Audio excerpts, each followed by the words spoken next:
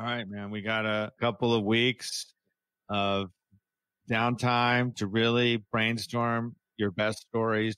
When it was downtown, I played in the seniors today on the Linda Lewis team. I don't know how we did in the last match. Nobody's telling me. So I assume that's a lot. As usual, that means if they don't call you and tell you that they kicked some butt, that means they got kicked. Linda Lewis playing with Mark Jacobus, who has first time to play online since the COVID. And we have Mitch Dunnitz, who's that other guy, Ifti Bakai, who seems to be a match point player. Everything he does seems to be match point oriented. He didn't lead his 5-card suit against 1-0. He led some 2-card suit. So they made 1-0. I guess when they want to know Trump, he couldn't double.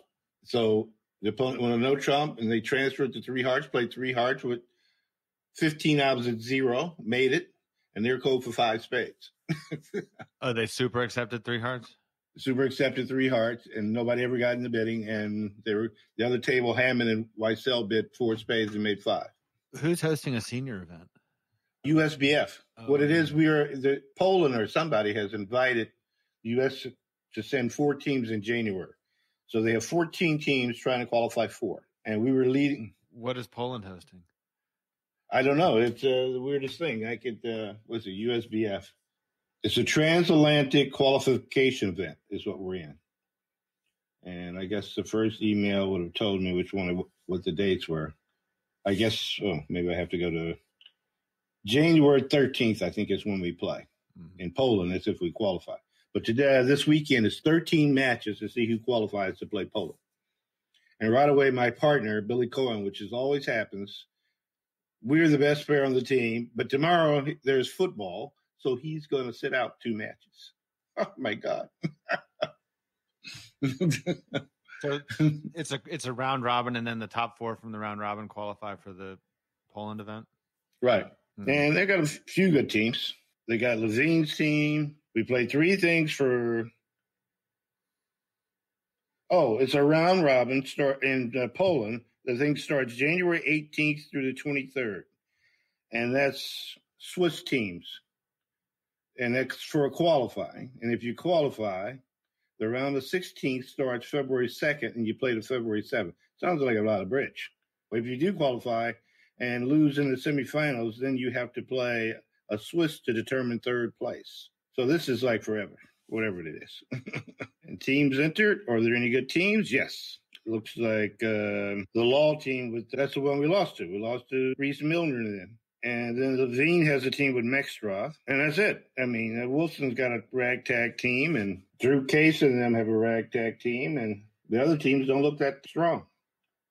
So we must have a chance, provided we play more matches. Maybe Billy will play more on Sunday. I can't believe it. He's still in football. I don't think there's money to be made in football. I think it's the same thing as the stock options. When they invented the computer and the internet, we were done. That's what happened to stock options. We traded on the floor, and we have the license to rape and pillage. And then when they invented put it all online, all of a sudden we became sitting ducks overnight. And so I think the same thing happened to him. I mean, he doesn't. I notice he doesn't reach for the dinner check anymore. He's learned that lesson. The first bridge event that I've heard of since COVID that has a qualifying through USBF for another event that's put on by another organization. Well, normally the USBF does the World Championships. Remember, we go to the team toss. I know that, man. I'm just saying, I haven't seen one where it's qualified. Like I've played in a USBF event with you as my teammate, but there was no gold at the end. I mean, if we won, we weren't qualified for another like a World Championship type deal. No, we would have been. We'd have been going to the World Championship. What are you talking about? The one we went to, no, not this last one, but the one we played years ago. Oh, yeah. Well, yeah, no, I mean, yeah, of course. But not the online USBF event. Oh, no, not the online. The online thing is just to play and then collect $300 from everybody. Oh, we'll let you play on our site as you hand over this money. But for you, nothing. How do you like Real Bridge? I like Real Bridge. I like it better than BBO. At least you get to see the opponents. You get to talk. It's a little more social. And they're improving it every day. And a lot of these sites they're going to run BBO out of business if BBO doesn't catch up. Because I know 2 sites for sure that have the Zoom built in. That right away makes it better. Are you including RealBridge in that? I'm including RealBridge in that. But it's not through Zoom. They do it. They just do it. They don't use Zoom to do it, I don't think, do they? No, they don't use Zoom at all. And you play in these nationals and you play in these regionals. And, there's rampant cheating, I'm sure, because, a lot of suspicious things. Billy Cohen said he played in some tournament, and he had played against these people before, and they were not that good. But when he played with them in the knockout, against them in the knockout with Ronnie, he says they came in at the 5 level, balanced at the 5 level, could set them. One guy came in with 5 clubs, 3 to the 6, made it doubled when the ace queen 6 hit the dummy. But that's BBO. But you got to report that because they got to get rid of these cheaters. You can't let them. Right now, there's a huge argument online on bridge winners between Thomas Bassis and Boye, because I guess Thomas Bassis's friend Cedric was doing self-kibitzing, got caught. Now Thomas Bassis says, "How can you kick him out of bridge? This isn't real bridge. This is just online." For those of us who invest our time, we kind of thought it was. Yeah, I know. I thought his arguments were pretty specious. Yeah, he's just trying to protect his friends. Maybe he'll get a sanction too. I was just part of something. I signed off on something today that was a group of sponsors. Basically, I don't know how we have the power to offer this, but the group, Christina Lund Madsen, got me involved in it. And the group basically is posting something on Bridge Winners, asking people to come forward. And with like a sentence, if you just admit, you don't have to tell anybody what you did. If you just admit that you were unethical, you like basically get a 6-month ban from the first face-to-face, from 6 month online, and then 6 months from the first face-to-face event. Oh, so who's going to do that? I don't know. Like I said, I don't know how who invested the power in us to come up with these sanctions. I think there is some involvement maybe from other bridge organizations, but I'm not sure how it all came to pass. And I signed off on it. The ACBL was in on it. I know that. And who's it? The guy who's it? Nicholas Hammond is one of the executioners or something. Without our permission, some guy who's it? I guess their attorney or something. He looks like Ken Starr from the impeachment things. A bunch of us send our BBO names. I had no idea what it was for, so I sent him my BBO name. Well, Nicholas Hammond examined me. Never gave me the report, but I guess I'm okay. I'm not barred. That's what it was for? Yeah, that's what it was for. He was in front for Nick Hammond? I guess so. He was going to see what the results were, I guess, or something like that. And I guess if your defense is so much better than your declare play, then you're cheating. I don't know how he's going to determine that because I play with so many different people. So if I was cheating, maybe defense was pretty good. I know I could not have flunked the thing with Bipin Patel and Todd Moses. Our defense is off the chart bad. We can't set anybody, even with the hand records. So I got a pass on that one, I know. He told me, actually, Nicholas, I played him in the first round of the NAOBC, and so we were screen mates, and he told me that he wasn't worried about anybody on our team. Oh, okay, good. But you weren't on my team for that. So I wasn't on that team that time. Yeah, you weren't on my team that time, so I don't know, man. Well, I know I didn't get called for cheating because I played in the knockout, got knocked out almost immediately, and by a big number, too. Like, we lost by over 100 to Nickel, I guess is what it was. We had Daniel Sauniers and Jason Chu and Todd Moses and I. Then we entered the pair game, and it got worse from there. And Todd's a good guy. He's just played from St. Louis Bridge all his life. And as soon as he learns, not that you actually supposed to have your bid, he hasn't figured that out yet. But he's still making it up as he goes. He had this one hand, which was pretty good. He had 2 little, ace, king, jack, 10, 5th, 2 little, 4 to the king. Right-hand opponent opened 1 club, and he bid 1 heart. I went 1 spade, 3 hearts weak by me, 3 spades on his right, and he bid 5 hearts on this 5-4-2-2 hand. And the guy on the left went crazy. Next thing you know, they were in 6 spades and the club lead, and they were 2 down. So after this round was over, I think we got killed again. Oh, no, we killed them for change. We killed them by 42. And so he asked me, what do you think of my 5-heart bid? I said, I like the result, but I thought it was beyond stupid. Why'd you leave club? I had a singleton club. They were in 6 spades, so I had a singleton club. And then the guy that was playing the hand obviously was not a good player. And we were overevaluating him because the guy now said, oh, we got off to a bad start, but now it looks okay. Like he was going to make 6 spades. 4 tricks later, he's 2 down. And you look at his hand, he had no shot. He just looked at his hand. He just said, oh, my God, how did I get here? But no, he thought he was going to make it, I guess. So many people have tried to steal that story, but that's from 1973. Playing in a match to determine, because the Nationals are going to be in St. Louis. And so the top 2, they had a knockout. So the top 2 St. Louis teams that were in the finals, the winner gets to play in the exhibition match against, I guess it was at that time, it was the ACBL Board of Directors. And they would have an exhibition match, and it'd be on a view graph, and people would pack the halls. I mean, remember, we didn't have cable, and we didn't have cable. The ACBL Board of Directors were the opponent in the exhibition match? That's what it used to be every spring nationals. Or wow. I think it was 1 national out of the thing. Sure, this was a spring national, 73. And that was a big deal because you got to be on ViewGraph. Got to be on ViewGraph. That was like, live for that. It was like I couldn't. Wow. And so, I mean, we didn't have cable and we didn't have internet. So 1973, this was big. We played, and I think it was the 3rd quarter. My team was slightly ahead. And I remember hearing a hysterical laughter coming from the other room, and the other room was a long way from where we were, but you could hear it. So we were comparing scores, and as we get down, we finally get to this one board, and I said plus 430, and my teammate Roger Lord said lose them all. Didn't quite know what that meant, so I tried to question him, and he says, we do not talk about the boards until we finish comparing. So I put a little X by that one.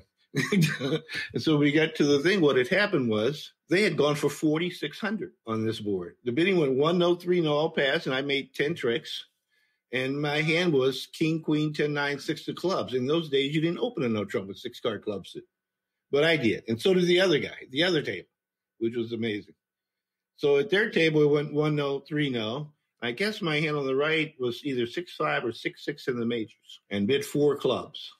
And once again, this is 1973. It went double, pass, and his partner was looking like he didn't understand what 4 clubs was. Passes, it goes pass. So he thought he'd wake him up with a little redouble, with all pass. So the dummy came down with the ace, jack, 4th of clubs. That's a good buy. Yeah, and right away, right-hand opponent accuses him of being wired.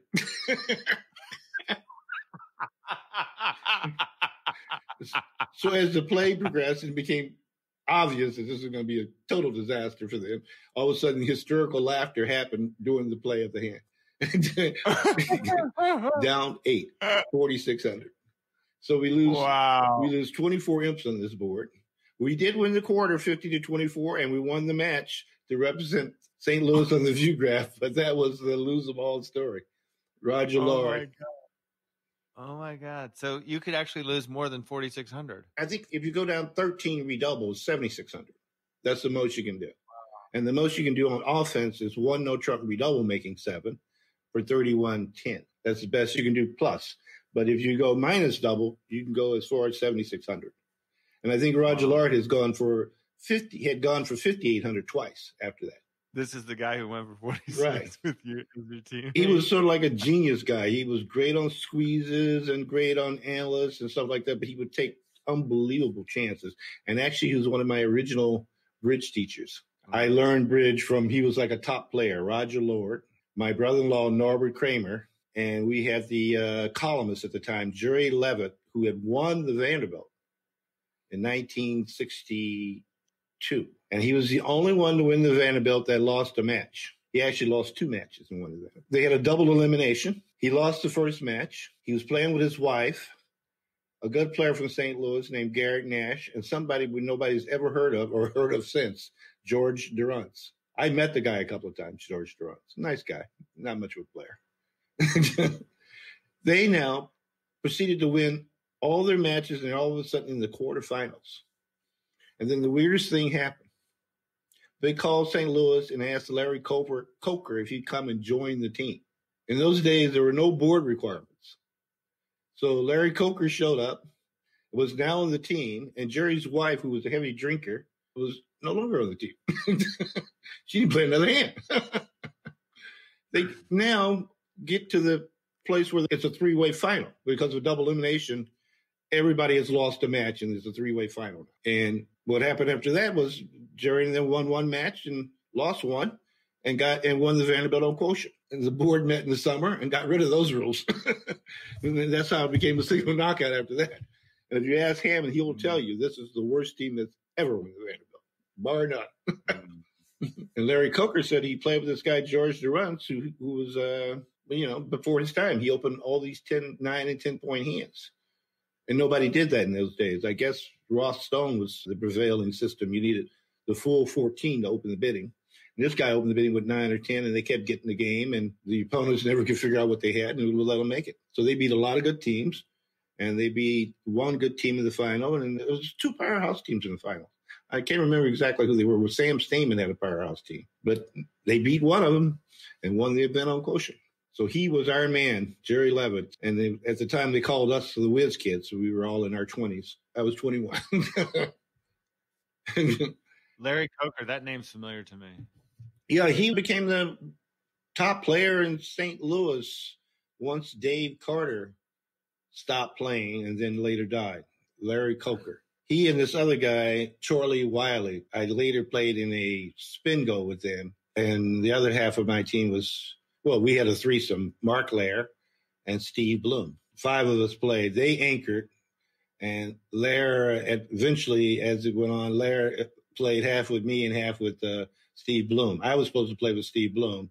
Lair jumped on the team, and then all of a sudden that was it. So Lair and I, we had some of the biggest games. I remember we were down 35 to Kaplan and Kay and Hammond and Wolf, and we started the third quarter or fourth quarter against Kaplan and Kay. Each one of them had 50 kibitzers, if not 100, sitting behind them. And we had none.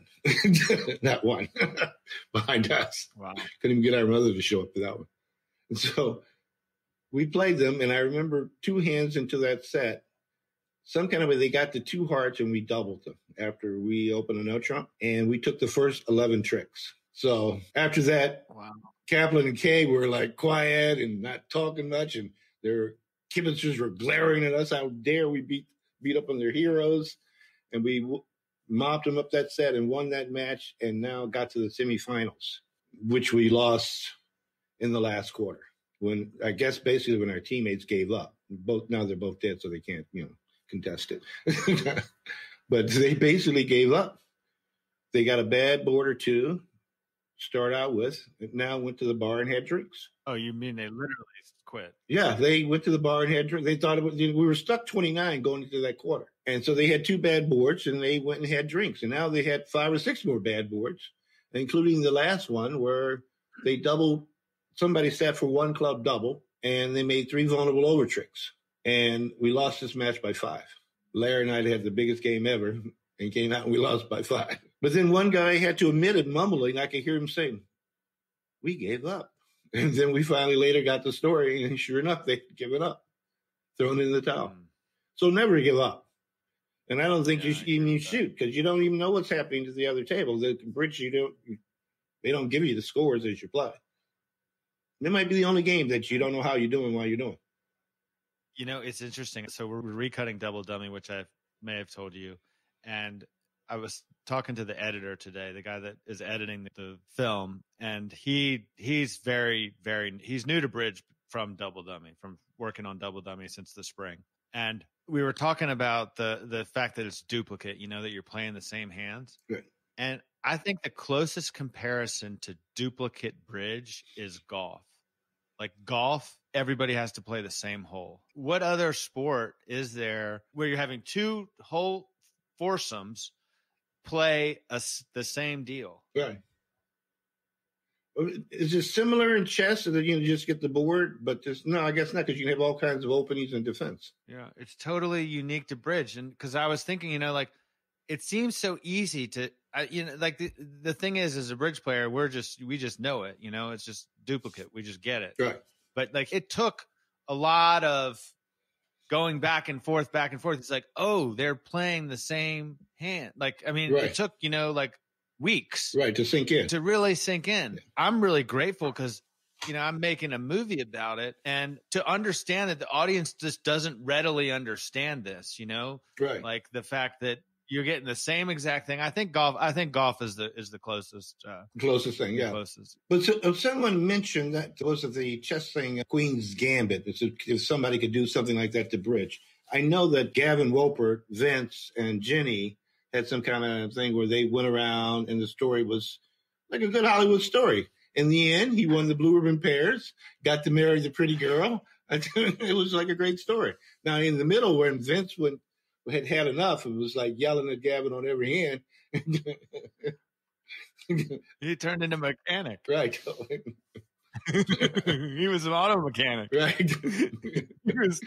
But I've watched that, and I thought it was, I haven't seen it in a long time. Yeah, and when I watched it was with like the sound off. Like not off, but like the sound was not in sync with the production. Like, I mean, yeah, it was available online, but you couldn't, it was a little bit off. And this was right when we were starting to make when we had the idea to make Double Dummy. And I just thought it was like over sensationalized. Yeah, right. You got to the point where, the Hollywood ending, and yes.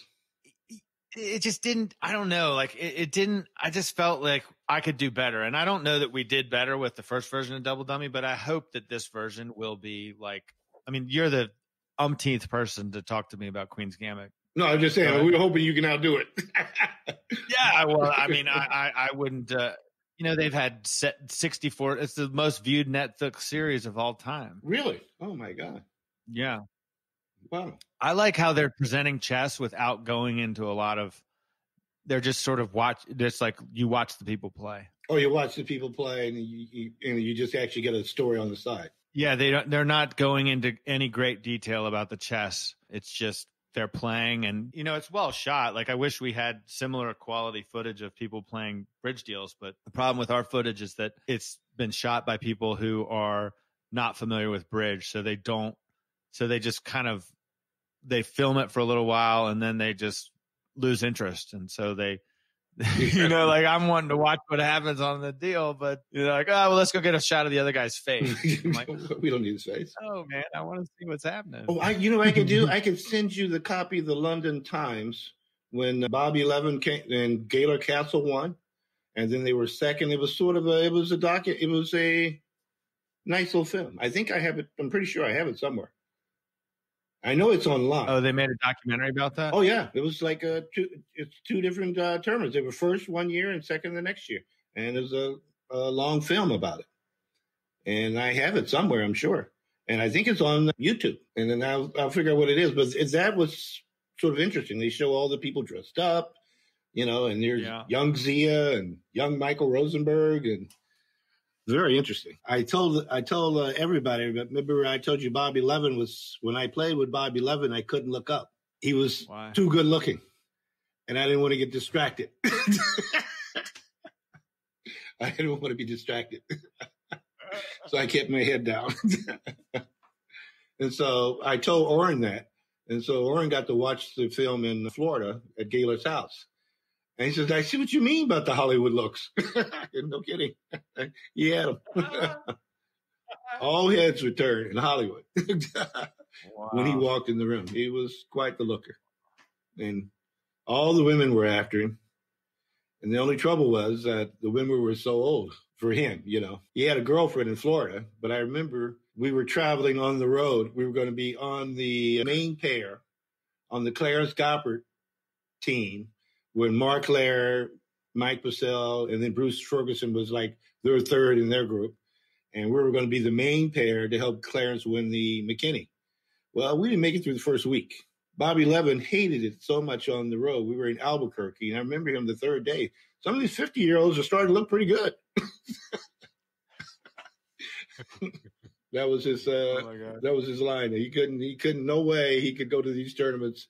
It was just all because we only played in the teams. In those days, it was only in the middle of the week there would be or at the beginning of the week there would be a Swiss team qualifying, and you play a knockout in the morning.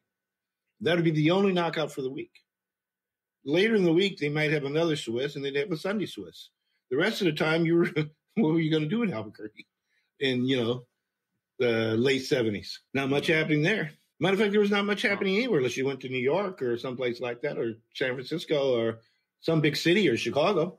You go to Albuquerque, it would be they roll up the sidewalks around 8 or 9 o'clock, and there was no gourmet dining. Nobody had heard of that, except for people with money. They'd go to the fine restaurants. Matter of fact, we didn't even drink wine in those days. We didn't even know about wine. Did you ever get anywhere with Bobby? We were it. We were going to be the top pair. We won almost everything we played. No, I'm joking. I'm talking about. Oh no! I've never been. I never even begin. Like when I play with anybody, it's just like, oh no. I'm from St. Louis. You have to. You don't try to hit. We're like church people or something. You have to know somebody. Go out on a couple of dates. Boom, boom, boom. They got to be a willing participant. You can know. Never even crossed my mind. Would he know that story about he was too good looking for you to look at him? Yeah. Would he know? He knows it. He'd know that. He knows it. I later told him. What? I later told him. And we have so many stories, like the time I left him on the other side of the restaurant in Detroit, downtown Detroit. We were having an argument, and we walked in, and there were all these killers. He came around. He agreed with all my bids after that, up until we got back to Cobo Hall. Then he changed his mind. He was back to his original stance. No, How did he take it when you told him he was too good? You couldn't look at him because he was too good looking. He sort of shrugged it off. He said, "Well, you did it. You managed to do it." Yeah, of course. What can I do? But we were like best friends. I remember when we played in Houston, Texas. After we'd win every match in the Vanderbilt, we'd go back to our rooms to celebrate. Yeah. Okay. And this one guy came with us. Each one, and he was like this real good-looking guy who was blonde. Now, he won't admit it, but anyway, he came back to the room with us every night. We each thought he was the other guy's friend. We didn't know. We didn't know. He showed up every night and hung out with us every night. Oh my God! We didn't know who he was. I mean, we thought, oh, that's Bobby's friend. That's Ron's friend. Didn't want to say anything, but yeah, Bobby and I go way back. I remember when we won some knockout in Chicopee, Massachusetts. We flew to New York to celebrate, and I'm not sure Bobby was 21 at the time. Let's see, 78. What could he have been? Maybe he was just 20 or 21 at the time. And we flew there, and I remember we went to a restaurant, and we were so into our bridge that we forgot the tip, and the waiter chased us for blocks. And what we were trying to do was hook up with Bobby's brother, who had an apartment in New York, but he wasn't answering the phone. Remember, we didn't have cell phones. Yeah.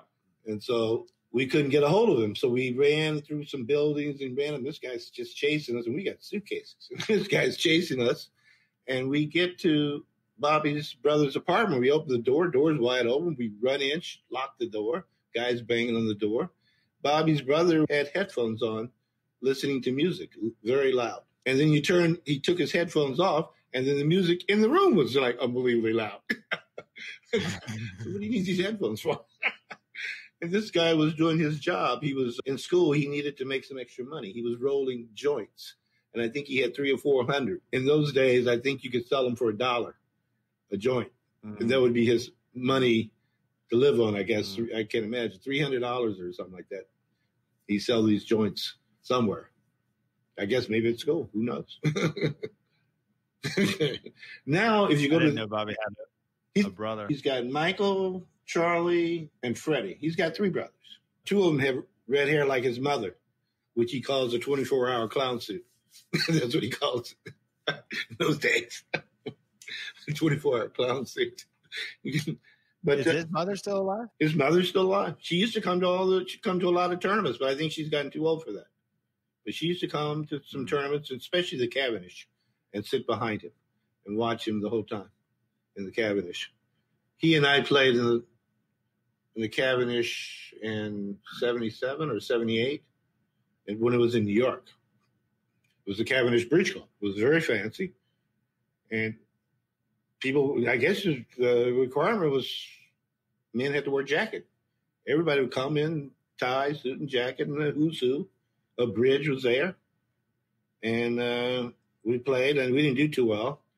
And I think a year after that, I played with Billy Coa. If this football game hadn't come along where he had to go out and check something and screw up a hand, we came second instead of winning. But Billy and I have Cavendish. We have 2 seconds in the pairs and 4 seconds in the teams. No wins. and one time when we had the biggest score, we should have won. Would have won with no problem. But that year they decided to have a qualifying. 3-session qualifying, 3-session final. Well, in the qualifying, Billy and I were, I think, 2,000 IMPS ahead of second place when the qualifying was over. Well, everybody, it was not like we were playing so superior to everybody, but everybody came to our table and say, okay, here's this. I mean, to give you one example, I opened 5 diamonds in third seat, guy double. I had a really good 5-diamond bid, but if this guy passed, it was 1,100. But this guy took it out to 5 hearts. This guy got very angry and bid 6 clubs and went pass. I doubled for some reason. I don't know why. And went all pass, and Billy likes to say, after we took the first 4 tricks, I still had 6 trumps to the queen 9.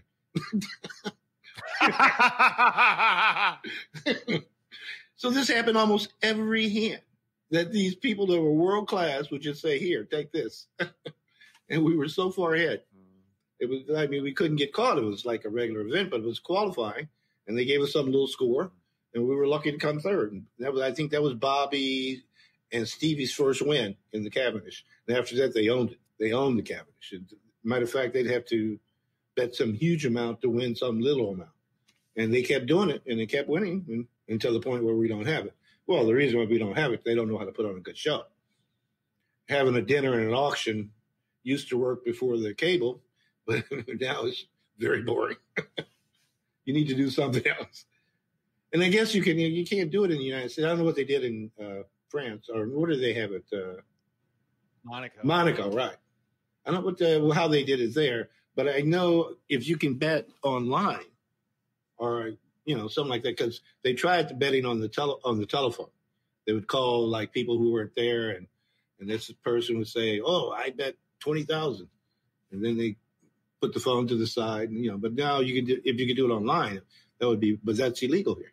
And the other thing that's illegal here, which is very bad, if you have a bridge club, it turns out if you meet after the game and have refreshments on site, where people get a pizza or a sandwich, a drink or a coffee, that sort of heightens the bridge. People like it, the sociability. They like it. They get to come out, see their friends when the game is over.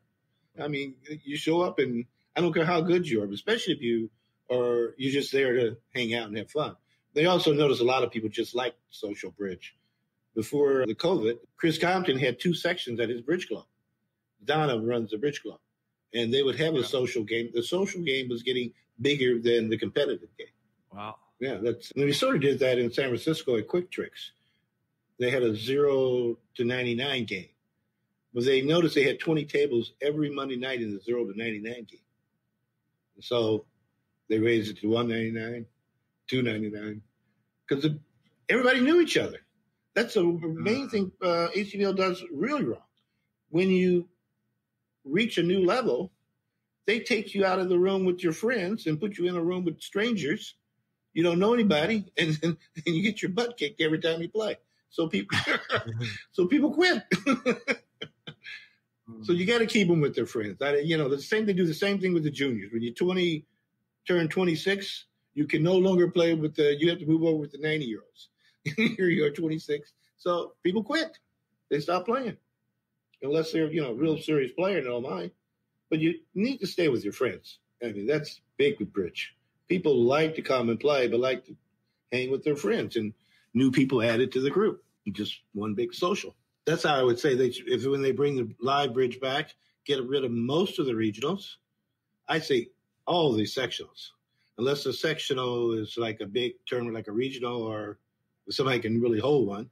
But hold it in the clubs, so the club people can make money and don't go out of business. That's the trouble they used to have in the clubs.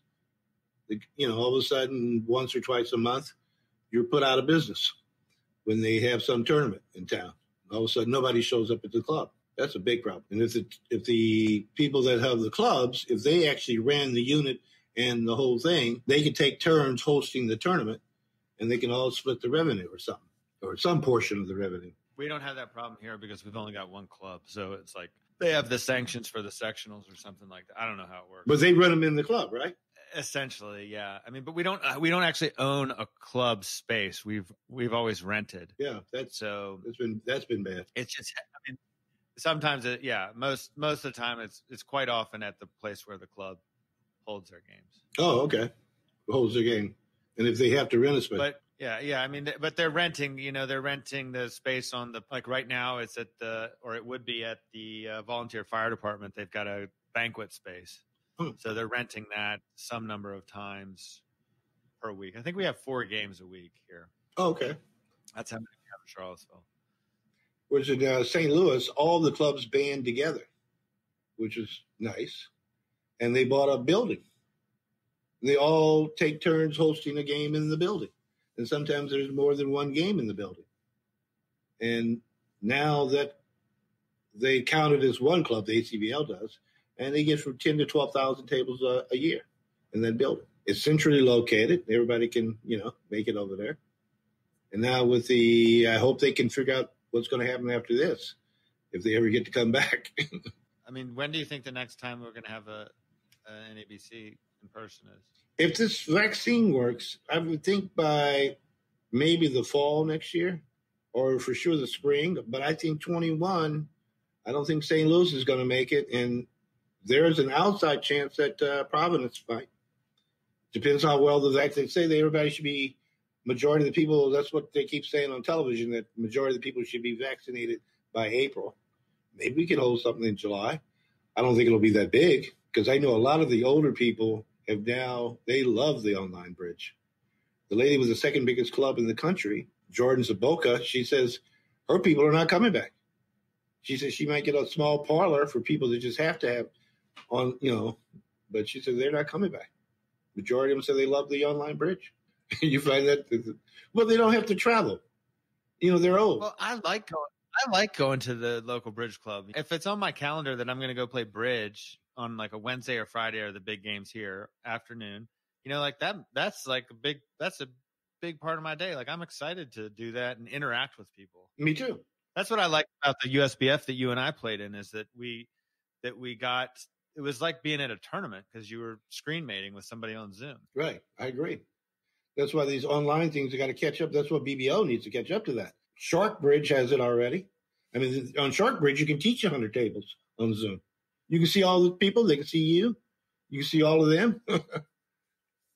They could ask. I never even heard of Shark. It's a very, I guess not too many people know about it. But they're doing the same thing. They're updating their web and stuff like that. And they have games now. But the only trouble is the ACBL has a 5-year contract with BBO. And they're the least developed of all the new ones now. All the new ones are so much better. Well, that doesn't surprise me, though. I mean, that's just the way of the world. Right, totally. That's just the way of the world. All right, what's the story about the Mahaffreys? Oh, I used to play with old man Mahaffrey. And I guess he sort of adopted me. I don't know. I was living in Florida for a minute. And then I hated it. But he would have me play and get me a partner. And he would play with Jack Denny. And we would do okay, except that they'd have to have 10 drinks in between dinner. And so the evening sessions were not that good. So unless I was playing with Baby Levin on the team, we usually did poorly. And I remember they begged me to play on their team in the Spingo. Oh, yeah, but he only paid by the session and not that much. So I said, I can't go to a national and play with this guy and get knocked out, I figured the first day. So I refused. So I went and played on another team. I got knocked out the second day. They won. They won the event. So Mahaffrey won the event. He won the event. Yes. So the next year he begged me, they're defending champions. I said, okay, I'll play. And so our teammates were Ira Rubin, and we had the who's who, just like I expected, knocked out the first round. He later did it again, came second in the spin go four-handed again. It's just, I can't believe it. So now I remember I'm on a team in Mexico City with old man Mahaffrey. And then you got to remember, old man Mahaffrey was a big shot in Florida. He was chairman of the Reagan campaign finance in Florida. So when Reagan got elected, he sat on the front row in the inaugural. So he was a big shot. Meanwhile, Jim, who was a complete maverick, he took up bridge. And I remember he got me in trouble in Mexico City, stayed out all night, but I was going to be able to play, except you couldn't get a wake-up call. I'm sitting around, I'm actually awake and waiting for the call. Call never arrived. So finally I called them. I'm like an hour late. So I go down there. I go to the game, and it was horrible. But then later on, I started playing with Jim. And when Jim first started hiring, I used to play with Jane Thomas, his good friend who ran all the tournaments in Florida. She was like, she and somebody from Vegas, they ran the best tournaments in all of the Ridgeland. So I played with her, and he comes up with some guy named Soloway, who I got into a big fight with in Mexico City when it happened. He now berated me. We had a committee. Now I'm on a team with Soloway, which is amazing. We made up after years later, but there for a while, we were all in water, Soloway. And I remember one time when Linda Lewis was going for the McKinney, and so I meet on Memorial Day in San Francisco. Oh, we got a good partner for you. Well, Soloway. I said, oh, my God. That kept happening. I remember after she lost to McKinney, and this guy, she ran against Ron Anderson. He hated me all year long. So it's finally over, and Anderson wins, and he has just been completely nasty and rude to me all along. I fly to Florida. I'm on a team with Jim Mahaffrey. I show up, and they say, oh, we got a good partner for you. Ron Anderson. There's my partner. Oh, my God. So this happened a bunch of How do you play with somebody when you're like have a personal not very well? I mean, some people can do it. I mean, some people have been able to do it, but I mean, both of those encounters, the results were pathetic. But whereas Peter Weichsel, because those are both legendary players, you know, right? I mean, legendary players. I never knew either of them. They're legends in the bridge world, right? But our results, when you have that kind of friction, it's hard to you got to root for your partner and boom, boom, boom, and spend a lot of time. You're stuck with them for like 10 hours a day. Peter Weichsel, when he was on the team and he got into a big fight with Rose in Estoril, they got along well enough. They won the world championship. They won. They went on to win. Peter and I have gotten to be pretty good friends and stuff, but I can't really. He's alive, so I can't tell his most famous embarrassment. I can tell you, but I don't know if you should include it. But we're playing in a national, and he and I are partners on the Meltzer Grand National team, and we come up against Tom Carmichael and Kevin Wilson. He proceeds to tell me these guys are the worst two players ever. Well, these two guys were in the finals of the Spin Go later on in the week. But meanwhile, we play against them, and we get to 3-0. I had bid a spade. I'm on a club of spade, 2-0, 3-0. So the opening leads a spade, and Weichsel, I have king 10 fourth. Weissel's got ace third. He's playing it. He's got 8 off the top. The only way he can get a ninth is probably from the spades. So he ducks it, and a spot forces his ace. So he leads back towards the king 10. Now this guy plays the jack. And he had plenty of entries. So he can go up the king and lead back towards the 10, but he sizes this guy up and ducks it. Guy leaves a low one back. He sticks in the 10 and goes queen. So he loses 2 tricks here. Oh, my God. Do not laugh. Please do not laugh. I'm going, do not laugh.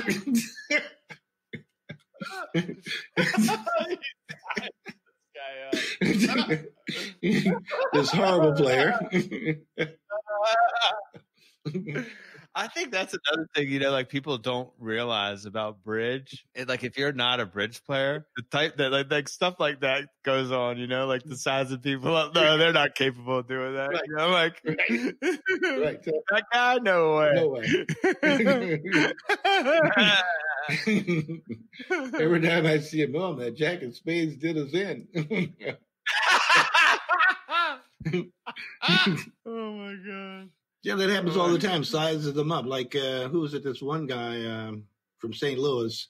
He was a young investment banker or something. I guess that's what he was. He tells me there's a game in L.A. They play for 50 cents, and they're all pigeons. I said, if they play for 50 cents, I got to know them. He said, oh, no, they don't know you. There's no way they know you. I'm going, I guarantee you if they play for 50 cents, I know them. Oh, no. So he gets me set up to be in the game. So we're driving there, and the neighborhood starts looking familiar in Beverly Hills or wherever we are.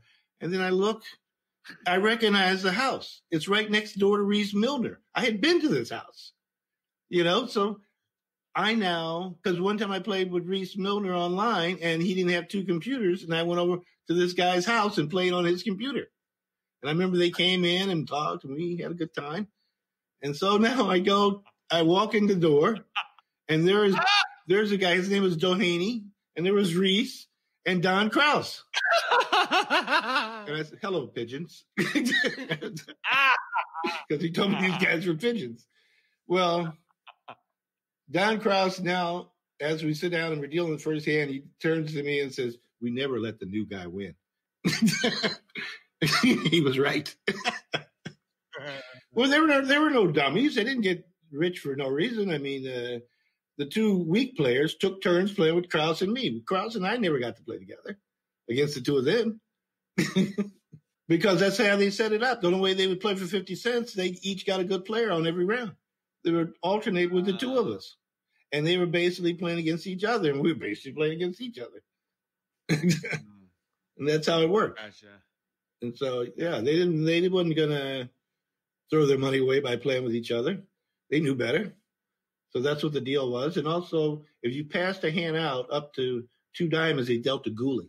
So, oh, really? Right. And I wasn't familiar with, I had heard of ghoulies, but I didn't know what the rules were, what you did and how you bid. So that was just complete ass whipping, actually. Oh my gosh, they played that for 50 cents? Yeah, they played ghoulies for 50 cents. For 50 cents, right. They had it spiced up pretty good. So that was with Reese. I used to play with Reese in L.A. when Reese was learning. Reese was really into learning bridge. And so he would fly me from San Francisco down to L.A. And our day consisted of, we'd go to the gym in the morning, work out, go to lunch. He'd pick me up. He hadn't yet a hotel. Pick me up, go to work out, go to lunch, play bridge, go back to the gym, another gym, even fancier, and then go to his house, have a drink with his wife. And now we go pick up his girlfriend and go out to dinner and repeat 5 days in a row. Yeah, that was the deal with Reese. I did that until Jeff Hampson moved to L.A. He broke up with his girlfriend and moved in with Renee Mancuso, was now living in L.A. So he now played with Reese. He didn't have to fly anybody in. So that's what happened there. Also, I had also given, they were really upset with me. I had so many sponsors, and Mark Jacobus called me and said he had just lost his last client. Is there anybody he could play with that I know of? So I gave him Reese. And at first, Reese hated me for that. And after 2 tournaments, Reese called me up. Thank you. Because he and Mark were quite the pair for a while. Yeah, I did a lot of good favors for Reese. I remember one time we played in a tournament. I think we had 40%. But he had one hand. He made a great defensive play. And I gave it to the bulletin. And they screwed it up and put it on page 12 somewhere and didn't have it down pat. All of a sudden, I get a call from Alan Truscott. And he asked me what happened on the hand. I explained to him. And a week or 2 later, boom, New York Times. I get a call from Reese. Thank you. He all his buddies could see him in the New York Times making this great play. I have a friend. who lives here in Charlottesville who's friends with Reese. Yeah, Reese is a lot of fun. But you got to be able to drink, though, if you want to be able to hang. I mean, I could have been his partner, I'm sure, but I'd be probably either in AA or just dead because I couldn't keep up with that. I mean, they can pound them. I mean, each guy drinks a minimum of a bottle of wine, and it's got to be expensive because last time I was on one of his teams was in Florida. He went somewhere. He had a court date, and so he went to the court date, and I was told to order the wine at dinner instead of Hayman. I was told to order the wine. And he says nothing under $90. But I mean, I couldn't do that. I knew the wines, so I ordered a $150 wine. But I saw the next bottle of wine, we're going to be drunk. I moved down to 75, and the third bottle I had down to 50. It's like, well, why spend big money when at this point of the night we're not going to even know what the hell we're drinking? That's the way I am. I can't spend your money if I'm not going to do. If I wouldn't do that. In other words, I go out to dinner with you and, I'm not going to, if I wouldn't order this on my own money, why am I all of a sudden, going to the most expensive dish on the menu? Do that. I sort of do like what this one lady did to Ron Liqueur. They go out to dinner. She looked at the menu and it's pretty expensive. And she said, you can only order from the left side of the menu. So she orders. And they now turn to him and say, what would you like? I'll have the left side of the menu.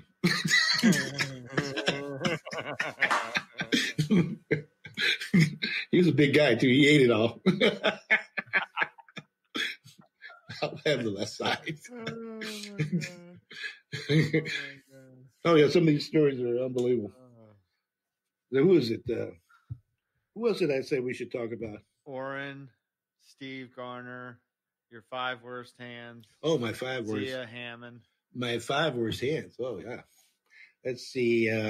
What was number 1? Let's see. I remember Kohler was the worst. No, Kohler was second worst. Jim Barrow was the.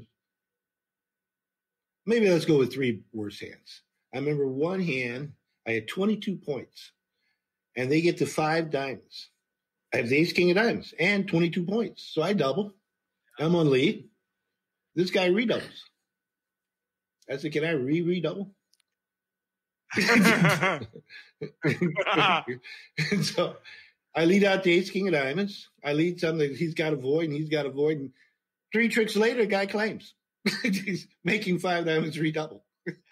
And this is at pairs. And we were having a big game in the LM pairs. It was like complete zero all over the room. So that's one of them. The hand with Gary Kohler, I have 22 points again. Don't get a big hand. It's always when I get a big hand, too. It goes pass to me, and I have jack and 1 spade, ace, king, queen, 4th, ace, king, queen, 5th, and king and 1. Maybe I have the jack of hearts, no queen. So I open 1 diamond. Gary Kohler on my left bits 1 spade.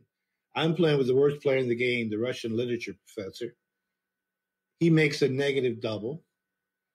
It goes 3 spades by Roy Fox, who's won the Vanderbilt with old man Mahaffrey. I bid 4 hearts. I had 22. I like money. Maybe I should go plus vulnerable. It now goes 4 spades, 5 hearts. Pass. I go 6 hearts. If a partner can bid 5 hearts, I'll take a chance. 6. It goes 6 spades, pass. I said, okay, I'm not going to take a chance. I know it's a forcing pass, but this guy's drunk over the Russian literature. He's pounding drinks the whole time we're playing. So I double. The open leads a diamond. The dummy hits with 4 to the 10. 3 little, queen, jack, third. So I laugh. We all laugh. And I learned that lesson. Do not laugh at the dummy. I win the first diamond. So I said, I'm going to try a heart. 3 little hearts and a dummy. The guy roughs it. Lays down the ace of spades. My partner stiff king drops. Queen of spades. Spade over to 10. Queen of clubs. King of clubs. Ace. 12-10. Making 6. So, wow. 6 spades double making. So that goes to show you get a big hand, you lose more. Little hand, 0 points. They just get this game. Oh. But the worst hand's even sadder. I had what they declare was 6-6. He was 6-6 in the blacks. Ace, queen, 6, void, singleton, 6 to the ace, 10. The next hand. Oh, he hooked you out of the king of clubs. Right. The king of spades had the drop. Maybe if I had a low spade back, he might have gone wrong. I'm sure if I had a hand like that against Greenberg. If I laid down the king of clubs, I probably should have laid down the king of clubs. He now would have gone to the dummy and hooked the spade. In a dollar game. Oh, you did that in a dollar game? Something like that? Yeah, like against Ace Greenberg. He had a 6-6 hand. He was 6-6 in the reds. Oh, that was I remember. And he bid the 6 hearts. Oh, and it was stiff. I think it's almost like the same hand. Yeah.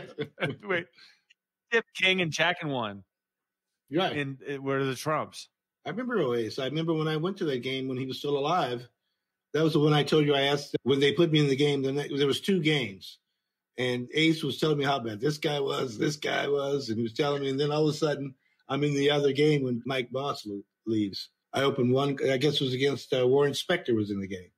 My game. Warren Spector and who's Ethan Stein, they used to call him Mr. Bridge. And there's one other player who was pretty good. So I remember opening a club, and my partner bid a spade, and I bid 2 spades. And Warren Spector now came in with 2 no. They competed to 4 diamonds. And the 2 no showed clubs, even though I'd opened a club. Showed both minors. Did not show other things. So they get to 4 diamonds. I lead, and the dummy hits with 3 little spades, ace and 1 heart, king 10 fourth, king 10 fourth. And in New York, dealer is non-vulnerable. This guy's vulnerable. And came in with 2 no. Club of spade, 2 spades, 2 no. So Warren looks at me and says, what do you think of my bid? And I was in the game and I was being syndicated. I wasn't playing for anything. So I now turn to him and says, you're not playing for anything either?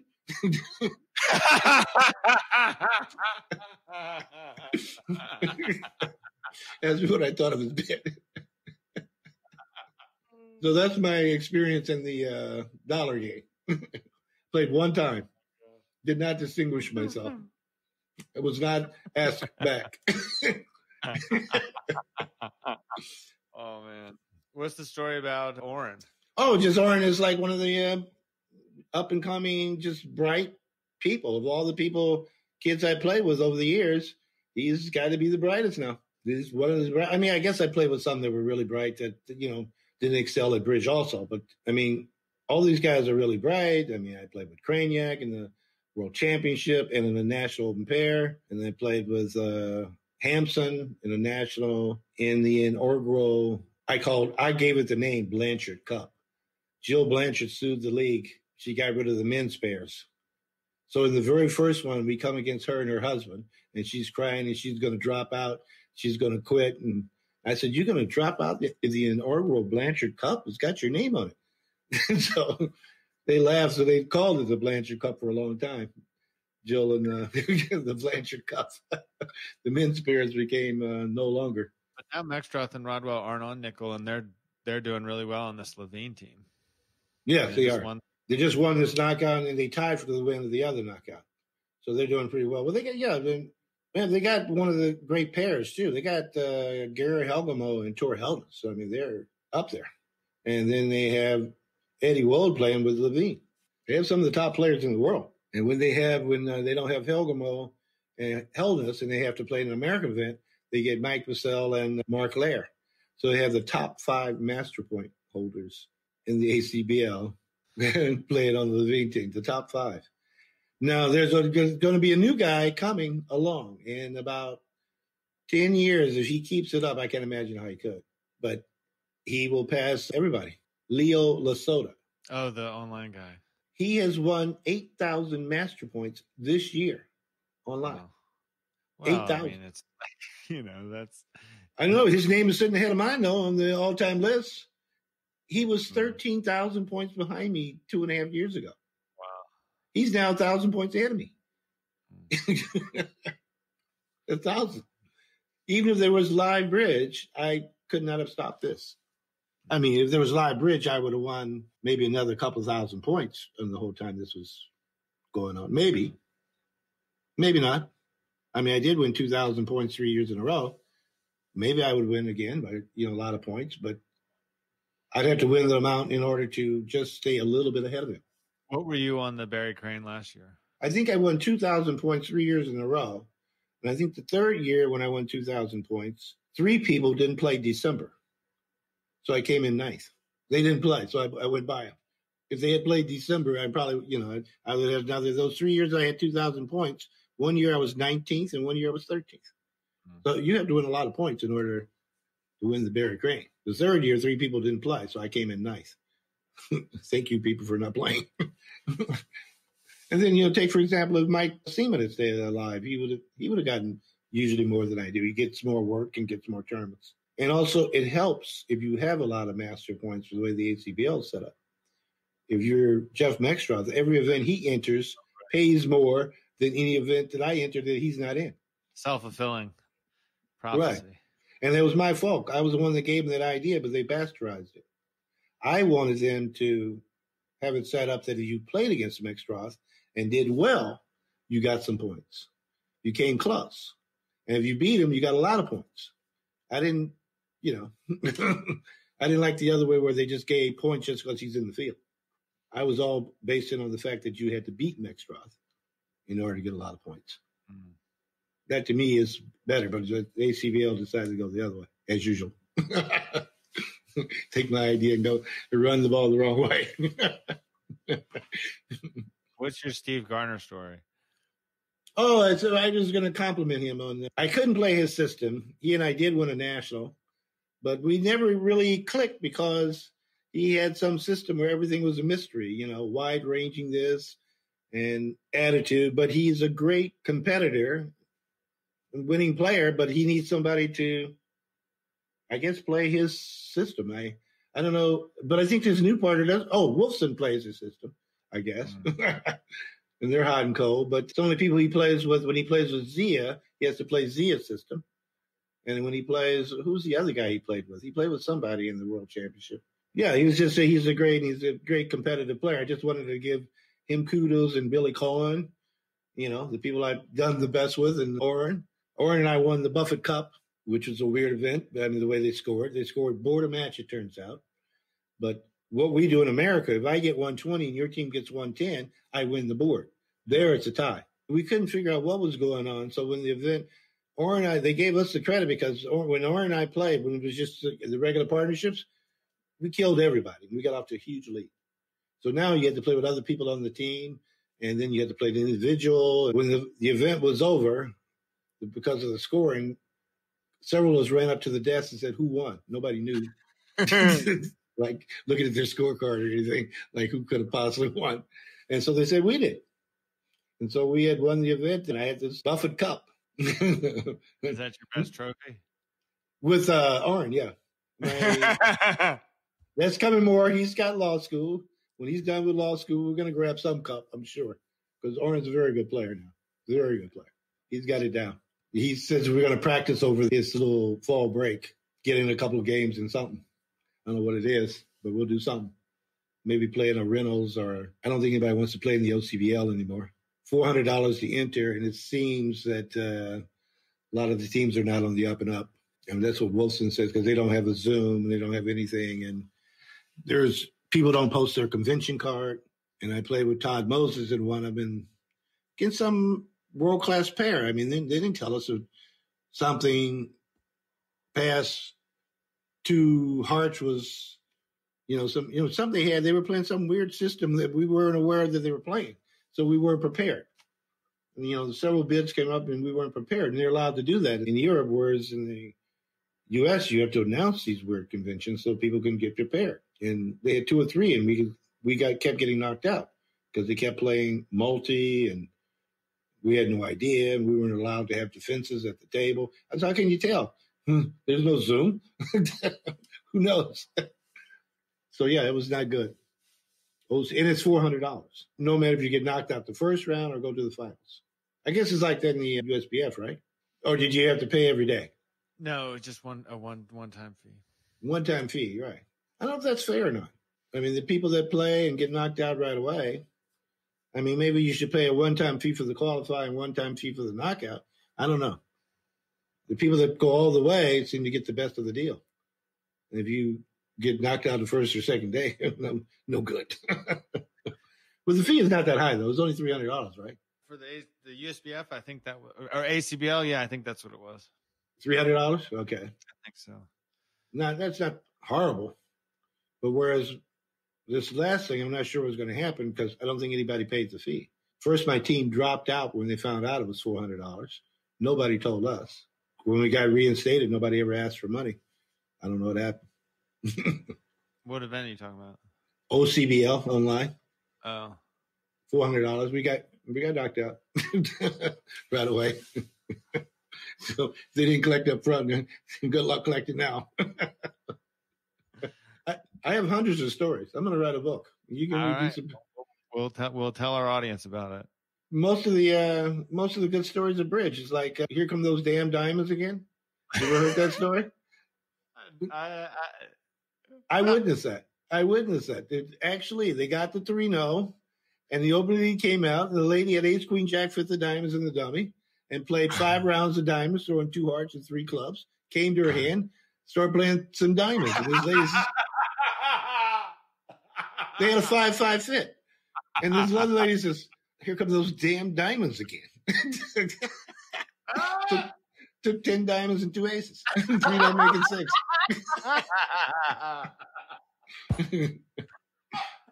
Yeah, my stepfather and I, we witnessed that one.